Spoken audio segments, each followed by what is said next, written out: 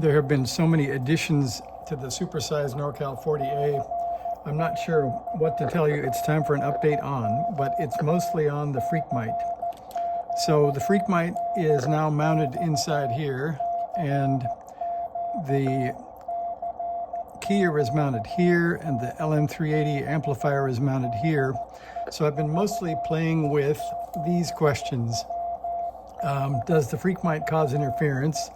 And that would be a yes, and we'll put that in quotes. And how does it change on 8 volts versus 12? So I went into the schematic on the NorCal 40A and found out it looks like this. You get an 8 volt signal out here, and sorry, Vera, I almost sneezed. You can see here in the smaller print that it feeds a capacitor and then goes off to be the 8 volt signal. So there's a whole bunch of 8 volt points around on the radio. This is a 12, but most of the sort of mixers, oscillators, VFO are all running at 8 volts. So I was looking for a place to pick off 8 volts without taking the board out. So I found that R24 is a good spot to do that. So I made a note. There's also one on R20, which is the top of the VFO feed here. So I found that the junction of R20 and C54, and luckily I had looped that sort of hairpin style resistor, so the top is the 8 volt signal. So I've got that to play with. And so what happened was I put it's on 12 now. Let's see if I zoom in for you. So on the top of the LM380, there's a plus and a minus right there, plus and minus, and they come directly off the power input. I didn't mean to do that, but it turned out to be a pretty convenient takeoff point for 12 volts. So I ran both the keyer and the Freq-Mite off of that. So I temporarily took the power off of the Freq-Mite and moved it to the 8 volt signal, and it generated a bunch of weird hash kind of in multiple places on the band. So 12 volts is the right place, so we'll put that down. So we'll give that the okay. And then also with the VFO output here, there's a whole bunch of places you can try. I tried here, and I tried here for the VFO takeoff. They all work fine. It's about a 1 volt signal here and here. But the problem was, I noticed that at 7021, I ended up with a birdie. And the NorCal 40s have a birdie around there, but this radio hasn't had one for whatever reason, maybe the layout of the QRP Tech board or something. So I found no matter where I put it, even though I have this shielded and grounded on one end, so there's not much of it sticking out. I had, let's see, I had this white wire coming in off this RG174. And so I was taking that down and connecting it here. So you can see where the yellow wire is right now. So the top of here of R23, let's see if I can get it in there so you can see it right there. That's R23. So when I connected it directly, I got the birdie. And then I tried moving it around, and I still got the birdie either louder or softer.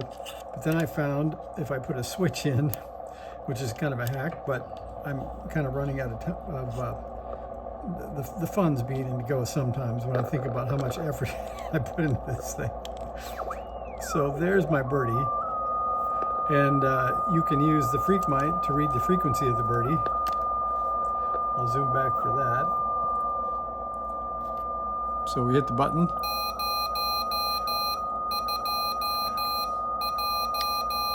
And it's around 7021.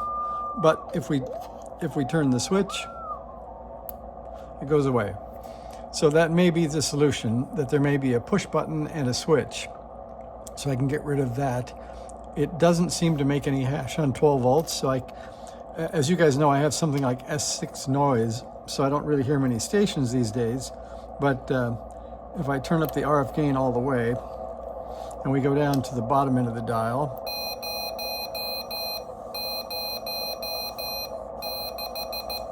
so that's about the bottom end right now for whatever messing around I've been doing. And if I go up to the top, you can hear no signals. I heard a couple of CQs and a little bit of digital stuff earlier. Okay, we're at the top, and that is so we're at 53 on the top, and no signals in between, and also no hash, no birdies, no funny stuff. So that seems pretty clean. So I think the Freq-Mite can stay, but if I turn it on, or I connect the sample lead, the Freq-Mite's already on. There's the one birdie at 21, and that seems to be the only one.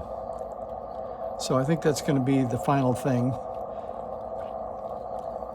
Is just, I'll put a switch in for now. I can't think of anything else.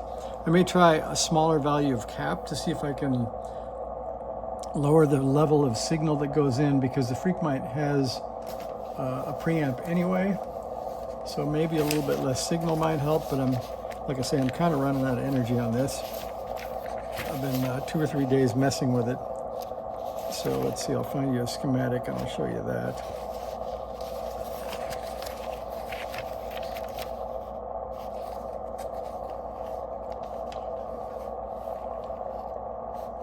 Oh, I just grabbed the ducts for the keyer. That doesn't help. So they're over here.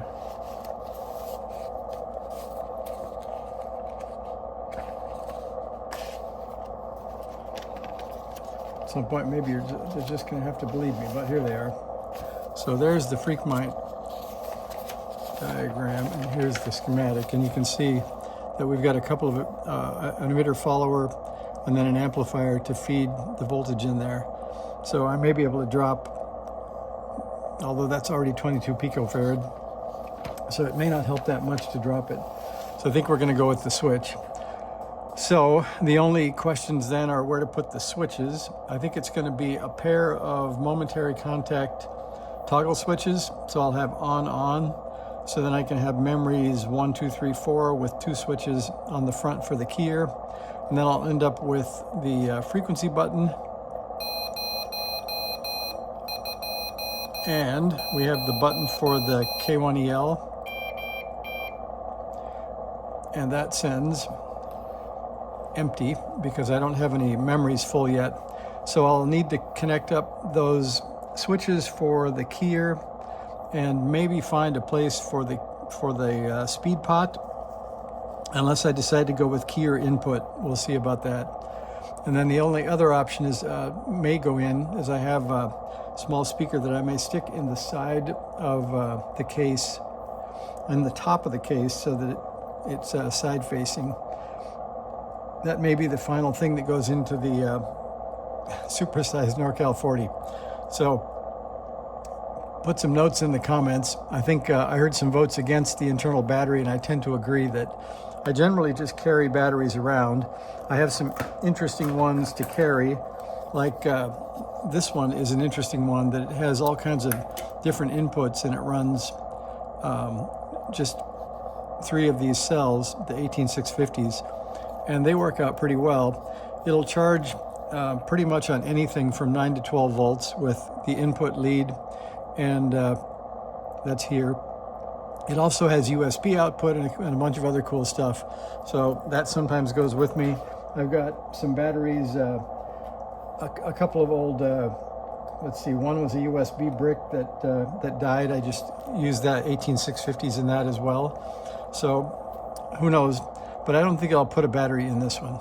So there's your update on the Supersized NorCal 40 and the Freq-Mite. So the next thing you'll see is some extra switches here and there. If you want to peek inside, you can see that the Freq-Mite's pretty easy to mount.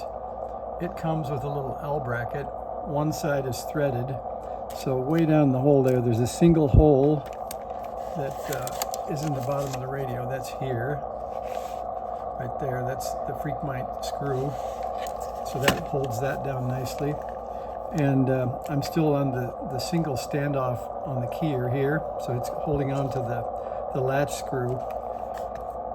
maybe those won't change. I don't know. We'll see. But that's what we have so far.